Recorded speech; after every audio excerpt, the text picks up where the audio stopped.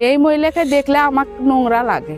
আহা গো আপামনিরা গো, ফেসবুক খুললেই মনে হয় আমি এক অভদ্র, আপনারা সবাই ভদ্র। আপনারা যে বলেন নোংরা লাগে, সংসার জীবন নোংরা, ধুলে বালু, পরিশ্রম, গায়ের ঘাম ঘাম মনে হয় জীবনেও আপনি ঝরাননি, ওই জন্য আপনি বলেন যে নোংরা লাগে। এবার আপনারা নিজেকে জিজ্ঞাসা করুন, কালো কি আমি নিজে হাতে হচ্ছি, না আমি কালো মেকআপ মেরে অভিনয় করছি?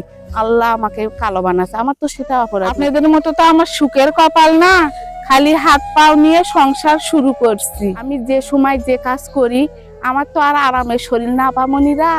আপনারা বাপের হোটেলে খান, কেউ কেউ হচ্ছে শ্বশুর শাশুড়ির হোটেলে খান, হয়তো কাজ কাম করেন না, কাজের বুয়া করে। আমার তো আর কাজের বুয়া নাই, আমার কাজ আমি নিজ হাতেই করি। কখনো বাসন মাজা, কখনো পাতা ঝাড় দেওয়া, কখনো গোবরের ঘুঁটা বেনে নেড়ে দেওয়া।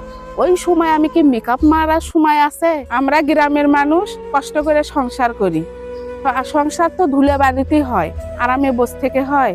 আমি খুব খুশি, আমি কষ্ট পাইনি, আমি কখনো কষ্ট পাই না কারো কথায়, পাবও না।